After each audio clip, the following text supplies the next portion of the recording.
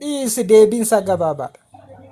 Lakki Maatiyos koyi yeroo takka obsi yeroo takka osoo hin dubbisin dhiisin jedhin ka. lakki nan beeka Maatiyosiif Luqaas ishi dubbisu akka dubbise. Okay. Sanyii Abrahaam isa kanaa jedha. Jabeessi qabi jecha kana. Gaafii jajjaba sitti dhufa. Okay. Abrahaam Yisaaqin dhalche. Yisaaq Yaaqoobin dhalche. Yaaqoob Yahudaa fi obboloota Yahudaa dhalche. Yahudaan Taamaar irraa Faaresii fi Zaaraan dhalche. Faares Hesroomin dhalche. Hesroom Aaramin dhalche. Aaram Aminaadaabin dhalche.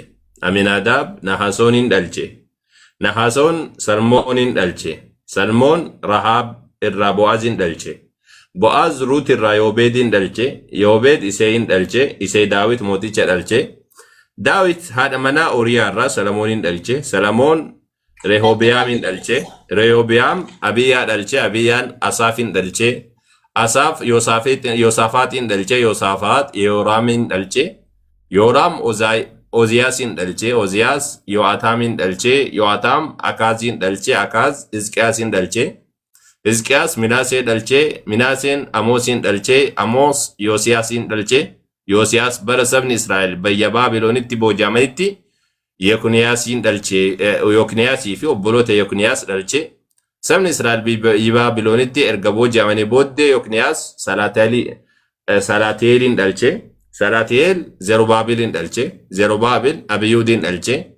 Abiyuud Eliyaaqiimin dhalche. Eliyaaqiim Azoorin dhalche. Azoor Zaadoqin dhalche. Zaadoq Akiimin dhalche. Akiim Eliyuudin dhalche. Eliyuud Eliyaazirin dhalche. Eliyaazar Mattaanin dhalche. Mattaan Yaaqoobin dhalche. Yaaqoob Yoosefin dhalche jedha. Yoosef kuni kaadhima Maryam. Jedhee maal jedhe? You are right. Dhaloonni kun yeroo takka. Dhaloonni kun hundinuu Abrahaamii hamma Daawititti dhaloota 14. Daawit hamma bara sabni Israa'el biyya Baabiloonitti booji'amanitti dhaloota 14. Bara biyya Baabiloonitti booji'amanii hamma Kiristoositti dhaloota 14 turanii jedhe. Asitti amma dogongora tokko. Sababni isaa namoonni kun namoota 41 malee namoota 14 miti. Nama meeqa jedheni jalqaba dhaloonni kun hundinuu Abrahaamii hamma Daawititti dhaloota 14 jedhe. Kun dhugaadha. Daawiti amma bara sabni Israa'el Baabiloonitti booji'amanitti dhaloota 14 jedhe. Kun dhugaa. Bara biyya Baabiloonitti booji'amanii hamma Kiristoos dhalatutti 14 turanii jedha. Kijiba kun ammoo. Nama 11 malee nama 14 ta'uu hin danda'u. Dogongorri tokko Maatiyos isa kana. Qabeechi jabeessi qabe. Hidhichitti haadaan hidhi. Zigaltee haadaan hidhi jabeessi. Okay, takka. Waa isa kana. Hafuurri qulqulluun akkamitti dogongora lakkoofsosuu lakkaa'u akkamitti dogongoraa kan jedhu gaafiidha boodatti deebine sisal. Erga sani ammoo Luqaas boqonnaa 3 irra dhayinaa. Boqonnaa 3 lakkoofsa 20 waan hidda dhaloota Yesuus jedhee 23 irraa jechuudha. Yesuus hojii isaa yommuu jalqabee dhalatee akka waggaa 30ti. Hidda dhaloota isaa yeroo lakkaa'anis ilma Yoosef jedhaniini. Yoosef ilma Elii jedhee sirriitti qalbii godhi. Achitti amma maal jennee ilma Yaaqoob jedhee boqonnaa tokko irratti Maatiyos irratti ilma Yaaqoob jedhe. Asirratti ilma Elii jedhee. Sirriidha. Ilma Elii jedhee. Ilma Elii kan jedhu kun Yoosefin jechuu jira. Abbaa lama namni qabaachuu hin danda'u. Haadha lama illee qabaachuu hin danda'u namni. Yaa unaa gala dubbisii fi xirafoon qabu. Siin ibsa. Hayyee tole tokko tokkoon irratti wanna godhaatee himna kaa sirri takka hubannuuf. Ilma Maataat, Yoosef ilma Elii, Eliin ilma Maataat, Maataat ilma Leewwii, Leewwiin ilma Maalkii, Maalkiin ilma Yaanaay, Yaanaay ilma Yoosef, ilma Maataatiyaas, ilma Amoos, ilma Naahoom, ilma Eslii, ilma Naagee, ilma Ma'aat, ilma Maataatiyaas, ilma Seemi'ii, ilma Yoosee, ilma Yahudaa, ilma Yo'aanaan, ilma Reesaa, ilma Zarubaabel, ilma Salaati'eel, ilma Nerii, ilma Melkii, ilma Adii, ilma Qosaam, ilma Elmaadaam, ilma ilma Yooshu'aa, ilma Eliyaazaar, ilma Yooraam, ilma Maataat, ilma Leewwii, ilma Sim'oon, ilma Yahudaa, ilma Yoosef, ilma Yoonaam, ilma Eliyaaqim, ilma Meliya, ilma Maayinaan, ilma Maaxaataa, ilma Naataan, ilma Daawit, ilma Eseeyyi jedhe. Amma asitti illee ilma Naataan jedhe tole itti fufna. ilma Yoobeed, ilma Bo'aaz, ilma Salmoon, ilma Nahaasoon, ilma Aminaadaab, ilma Aaraam, ilma Arnii jedhee nama gara 50 wayiidha akkas naannoo san lakkaa'u. Waliigalatti ilma Aadam jedhee xumura gara xumuraatitti jechuudha. Asitti kan si gaafadhu amma gaafii kiyya akka sirriitti dhageeffattuuf Maatewos kan lakkaa'e sirriitti gaafii kiyya bakka kana irratti jechuudha. Gaafii kiyya tokko tokkoon barreeffadhu, tokko tokkoon naa deebista. Tokkoffaadha lakkoofsa irratti wal dhaban jarri kunniin lamaan. Si galtee Luqaas nama 56 lakkaa'a. Nama 56 lakkaa'a. Maatewos ammoo nama 41 lakkaa'a. Silaa inni 42 jedhee ture garuu 41 jalaa ta'e dogongorri bakka tanatti jira. Akkamitti akkana ta'e kan jedhu gaafiidha. Lammaffaadha ammoo wannaan jechuudha Luqaas irratti jechuudha ilma Qiinaan ka jedhu sun. Ilma Qiinaan ka jedhu sun seera uumamaa keessatti hin jiru ilma Qeenaan ka jedhu san argitee miti isaa mee sii kennu lakkoofsa qoy sii kenna qoy yeroo takka ilma qoy sii kenna qoy yeroo takka Arni ilma Hesroom ilma Faaris ilma Yahudaa ilma Yaaqoob ilma Isaaq ilma Abrahaam ilma Taara ilma Naahoor ilma Seerug ilma Faaliq ilma Saala ilma Qaayinaam aywa ilma Arfaaksaad 36 lakkoofsa 36 kan jiru jechuudha. Lakkoofsa 36 irratti kan jiru seera uumamaatiin wal dhaba. Si galtee Arfaaksaad ilma Seemiiti. Garuu ilma Qaayinaam jedhee ilma Arfaaksaad jedha. Seera uumamaa keessa hin jiru Qaayinaamiin kun. Si galtee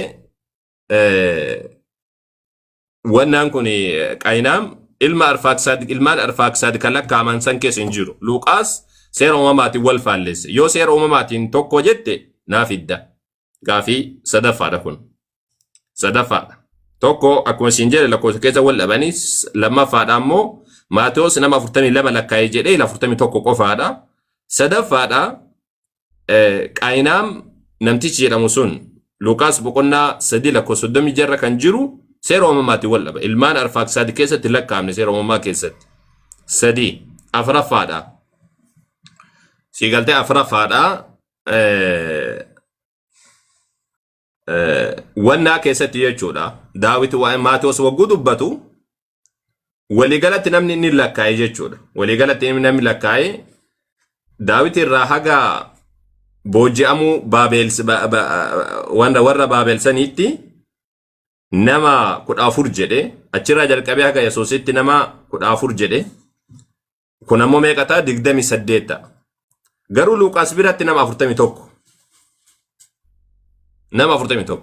Maatewos nama 28 jedhe.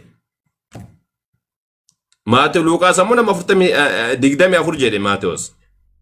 Garuu ammoo Luqaas biratti booji'amuu warra Baabilsan irraa jalqabee haga Yesuusitti nama 40 meeqa lakkaa nama 43 lakkaa.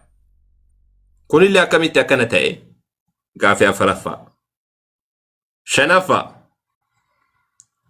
Shanaffaadha ammoo Maatewos jechuudha. Maatewos wagguu lakkaa'u wannaa san irratti jechuudha waa'ee qoy yeroo takka Maatewos nama wayiidhaa gate qaba. Maatewos nama gate qaba. Sababni isaadha erga warri Baabiloon wanna jedhe san jechuudha. Maal jedhe Yoosiyaas bara sabni Israa'el biyya Baabiloonitti booji'amanitti Yekuniyaasii fi obboloota Yekuniyaasiin dhalche. Sabni Israa'el biyya Baabiloonitti erga booji'amee booddee Yekuniyaas Salaateeliin dhalchee jedhee dubbata. Asitti amma rakkoo guddatu jira. Nama gatametu jira asitti. Si galtee Yekuniyaas ka jedhame suni ilma Saltaa'eel jedheeti ka dubbatu sana inni dhageessaa miti isaa. Ilmaan isaa keessatti akkasitti hin jiru. Si galtee asitti kan lakkaa'e Yekoniyaas jechuun Yekoniyaas ka jedhame kuni ka dheenyuti jedhe ka Yoosiyaasiitii jedhe. Kun sirriidhaa miti. Kun sirriidhaa miti. Sababni isaadha kakuu moofaa keessatti mootota seenaa baraadhaa kan duraa jechuudha. Seenaa baraa kan duraa keessatti wanni kun seenaa baraa tokkoffaa jechuudha. Seenaa baraa tokkoffaa boqonnaa 3 lakkoofsa 15 irratti dubbatamee jira. Ilma Yoosiyaasiitii miti Yekoniyaas. Si galtee jidduu sanii namni gatame. Yehoyaaqiimitu gatame. Yehoyaaqiim ammoo maaliif Maatewos gatee ati jette ammoo akka shakkiititti wanni inni gateef sababa Waaqayyo isa abaareef. Yesuusii kana ummata abaarsa kana keessa baasuuf jecha isa gate natti fakkaata. Isa sanitti deebi. Gaaffii bicha. Yehoyaaqiim maa gate? Yehoyaaqiim maaf gatee kan jedhu gaaffiidha. Sababni isaa Yehoyaaqiim nama abaarsaati. Abaaramee jira. Zarii kan kee keessa mootiin dhufu jedhamee jira. Maatewos ammoo beekaa gatee natti fakkaata. Sababa saniif jecha namni 41 ta'e 43 ta'uu dhiisee jechuudha. 42 ta'uu dhiisee jechuudha. 41 qofa ta'e jechuudha. Kunillee gaaffiidha. Mee kanniinuma afran deebisate alaa kullaal achi boodaan deebisa. Kun ammoo gaaffiin afuraffaadhaa kan siin dubbadhe sanii gaaffiin ja'affaadhaa kan Yoosef ilma eenyuti? Ilma Yaaqoob moo ilma Elii? Si galtee? Oiga naa galee. Isa kanniin deebismee ta'u kan hunda deebisata kundi akka hundattuu. Rakkoon qabu galatoo. Waan si dhibu walgayii guddaa bara 2025 geggeessine irratti mata dureen guddaan kan irratti mari'atame isa kana. Deebii isaa kiliirifaayi ta'e isaan ofii qopheesse tun ta'in viidiyoon qophaa'ee kan jiru yeroo dhiyootti gadi dhiisa kan. Isa dhugaa garuu hamma walgayii sanarraa waan hin hubadhe irratti hundaa'anii ibsa sii kenna. Namoonni numti ati dubbisaa turte sun maqaan isaanii baay'een isaa waliin fakkaatula. Inni Luqaas keessaaf inni Maatewos keessaa yoo tokko miti. Akkaataa itti maqaan isaanii tarreeffames gargari waliin fakkaatu. Baay'inni lakkoofsa namoota achi jiranis tokko miti. Gaaffiin kee gaaffii sirrii Waaqayyo si haa eebbisu. Sirrii ma gaafatte. Gaaffiin kun akkamitti deebii argataa? Jalqaba irratti Maatewos kan barreesse hidda dhaloota Yesuus karaa Yoosef isaa abbaa buddeen yoo inni xuruu dhala abbaa isaa yeroo jedhu isa dhashe hin jedhin. Yesuusin kan dhalche Yoosef miti isa kaadhima Maariyaam ture sana. Karaa sana lakkaa'ee karaa sanyii Solomoon ilma Daawitiin deeme. Sanuu immoo orderii godaa gubbanattii fi gubbaa gadittii qaba kansa garaagarummaa qaba jechaadha. Luqaas immoo lakkaa'e karaa Maariyaamidha. A'uudhu billahi minash shaitaanir rajiim. Qoy walqaasim waanuma sirrii qabatamaa tokkoon siif ibsa. Karaa Maariyaam deeme Luqaas ergixanyaadha godhu. Mee si dubbisa ati kan jedhu ani mee dubbisi mee macaaficha dubbisati macaaficha dubbisi. Jadi dubbiseera namoota na caccaalantu dubbise kana laana isa ijoollee kana. La dubbi macaafa dubbisati macaafa dubbisati na deebisati. Ilaa dhaggeeffattaa. Yoosef kan jedhamu. Yoosef ilma Elii osoo jedhu ati karaa Maryam lakkaa'inaan jetta maal? Inni Luqaas keessaa Yoosef ilma Eliiti miti? Eliin sun abbaa eenyuuti? Ilaa argite dhattee olaalte kan si dhibee sinniifne ani kiristaanota keessa hortoon iyyuu kan isaan kana sirriitti beekan na dinqisiisu anaan. Karaa Elii inni deemaa jiru sun sanyii Maariyaami. Aqeedhuma irratti naataanitti gala wanti sun. Maal taate nagaa qabda fayyaan kee akkam nagaadhaaf jiruuf jireenya kee maa akkam nu godhu Yoosef ilma Elii osoo jedhu ati karaa Maryam naan jetta moo? Yoosef isa abbaa isaa miti hin barila. Yoosef isaa abbaa yookiin immoo isa kaadhimaa Maariyaam miti kan inni jechaa jiru Luqaas. Lakki akkas jedha kun dhaggeeffadhu macaafa diisteetii waan biraan taasisuu jira. Ilaa dhaggeeffadhu. Yesuus hojii isaa yommuu jalqabe dhalatee akka waggaa 30 ta'e hidda dhaloota isaa yeroo lakkaanis ilma Yoosef jedhanii ni jedha. Ishi Yoosefii akkamittiin akkasitti lakkaa'e dhala. Yoosefiin maaliif ilma Elii jedhe? Eliinoo abbaa Maariyaamii maaliif Luqaas Eliitti waamaa jira yoo jette kun aadaa Yihuudootaati walqaasi. Yihuudoota waan si jedhu fayyeera bakka kanatti mee rabbii kan keessu daataa haasa'e xiqqoosiidha. Sababni isaa maal si fakkaata? Waan macaafni jedhu xiqqoosiidha. Beekaa dabsuu jirta yoo ta'e mee macaafa dubbisaa natti haasa'e. Macaafa dubbisaa natti haasa'e xiqqoosiidha. Macaafa dubbisaa yoo akkasitti irra naa gala. Suuta deensitti mala. Okay. Macaafa dubbisati. Rakkoon qabu. Naar kan jiru. Luqaasi Yoosef ilma Eliidhaa godhee lakkaa'e miti. Akkas. You are right. Yoosef garuu Eliin garuu abbaa Yoosef miti abbaa Maariyaami malee. Eliin abbaa Maariyaami? Maariyaam ishee Yesuusiin deesse abbaan ishee Eliidha. Walqaasi. Maaliif kolfitee? Ila sirriin na dhaggeeffadhu. Barla ila dhuguman sin jedha eeliini Astaghfirullah wa atubu ilayh. La akkaataan itti oofte tun ajaa'ibsiisii galte. Maaliif Yoosef ilma Elii osoo jedhu lakki abbaa Maryam malee naan jetta sakkitti maal himu jirta kaa? qoy kaalaa na dhaggeeffadhu Awwal Qaasim. Yoosefuma isa kaadhimaasee tureetu abbiyyuudhaan waamame machitti. Kun sababii mataasaa qaba laalila.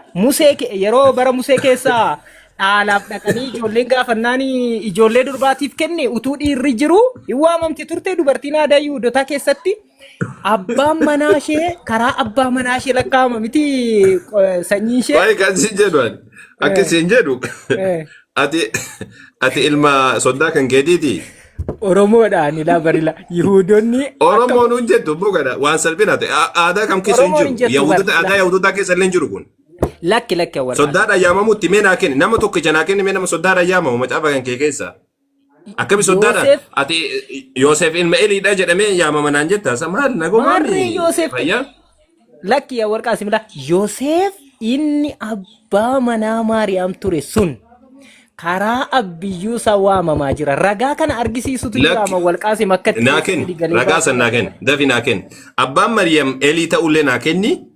Abbaan Maryam Elii ta'ullee naa kenni dabalataan ammas ammoo karaa abbiyyuudhaan namni yaamamullee naaf kenni daf. Tokkoffaa irratti bara Musee jechuudha. Ijoollota durbaa lama jira. Na dhaggeeffadhu. Bara ebaluutiif bara ebaluudhaan barbaada. Naa kenni siin jesi jira sima macaafni afur jedhee na fuuldura jira dubbisuudhaaf. Macaafni dubbisuudhaaf. Achirraa kan ishi qoy. Maariyaam abbaan qabduu reettee yaadda abbaa ishee beektaati garuu. Nuti muslimtoonni ni beekna abbaan isiidha ni beekna garuu isin hin beektanii Eliidhaan illee miti abbaan isiidha. Itti dhiisati keenya dhiisi akkan keetuma deebisati keenya ni beekna nuti muslimtoota biratti beekamaadha. Ortodoksiin illee ni beekti akka tokko. Eliidhuma beekti ka ortodoksii illee. Lakki ortodoksiin Eliin beektu. Lakki Eliidhaan miti Elii jettee nama. Ishi namni ortodoksii galee nutti himu Eliidha abbaan Maariyaam. Naa kenni ati macaafa keessaa Maryam abbaan isiidha Eliidha kan jedhu naa kenni. Bismillah. Video ta'e Awwal Qaasim videoon akkamitti akkan si argisiisu wallaalee videoodhaan jira wanti kun. Xiqsiisaadha naa kennati karaa akkanumatti jimlaadhaan oofuu sun taane xiqsiidhaa kenni. Xiqsiidhaan himaan jiru Maariyaamin hin barreeffamu. Eessa keessa jira? Kan isheen eessa keessa jira? Kitaaba kam keessa jira? Kitaaba kam keessa argatte? Na dhaggeeffadhu ka maqaan isheen barreeffamu akkas jedhee iseen Eelii irraa dhalatte Eeliin akka itti dhalche abaloo akka itti dhalche kan Yesuus jedhamu tun taane karaa Yoosefiin lakkaa'ama. Yoosef immoo karaa abbiyyuu isaa. Eessa argattanii siin jedhe abbaan Maryam Eelii ta'uu eessa argatteeti? Qoy dursamee abbaan Maariyaam Eelii akka ta'ee seenaan barraa'ee jira maqaan ishee eessa. Seenaa kamtu barraa'e seenaa sanaa kenni kun on dubbisa seenaa sanaa kenni. Wangeela irra jiru la caafam Yesuus moo kan deesse maqaan bakka fedhe haa jiraatu bakka fedhe haa jiraatu ragaa kenni. Dhaggeeffadhu sammuu sinima. Isheen caafamuudhaaf dhatte mini silumaa galmaa'uu dhatte miti kan isheen achitti Yesuusiin deesse. Obbo Iddirii keessa siyaa galmeessaniiti ragaa naa kenni. Dhaggeeffadhu wal galmaa'uudhaaf eessa deemte Naazireetii baatee gara Yihuudaa maaliif dhatte seenii Yesuusiin da'uudhumaaf dhatte. Galmee galmaa'uu sanitti deebina sanirratti illee booda haasa'uudhaaf deemna ati ragaa naa kenni isa kana jalqaba ragaa naa kenni. Ragaama jalqabaa siyyima seenaa addunyaatu beeka kan. Seenaa addunyaa. Abbo seenaa addunyaa san kitaaba tokko naa kenni siin jedha abbaan Maryam Eliidha kan jedhu. Kitaaba seenaa Yihuudotaa. Eessa jiran immoo. Kitaaba maal jedhamu? Lafa seenaa Yihuudotaa kan jedhamu jira. Eessa jira? Israa'el keessatti to'annoodhaan dhuguma jira laa wanti sitti mukun. Eessa jira kitaabni Yahudonni Yesuus iyyuu nama. Wanna jettee barreessitee jirti Yesuusiinuu nabiyyummaa isaatti dhiisi namummaa isaatti nama sirnaatu ta'uu kennaman. Jira. Ati naa kenni. Ragaa naa kenni. Dhaggeeffadhu laa Hebrew University arkeoloojii kitaabotni keessatti kuufamanii ta'an keessa jira seenaan kun. Ergixanyaama jira. Isa iyyuu. Sun kan jiru sani barreeffama jaarraa Yesuus sun dhufin duraa fi barreeffamaatiin ture qumraanitti kan argame kan jedhamu inni suni barreeffamuma kitaabanuma duraanii. Isa yoon kitaaba maal jedhamu kitaaba natti sii baasa yoo maqaa kitaabaa miti mila maqaa kitaabaa intarneetii irraa argattu miti sun seenaadha seenaa barraa'ee jiru. Abbo seenaan barraa'e maqaa qabamuun qabu. Isha akka gootu seenicha kitaaba isaa wajjin amma akkatti viidiyoo kana sii banuu wallaaleen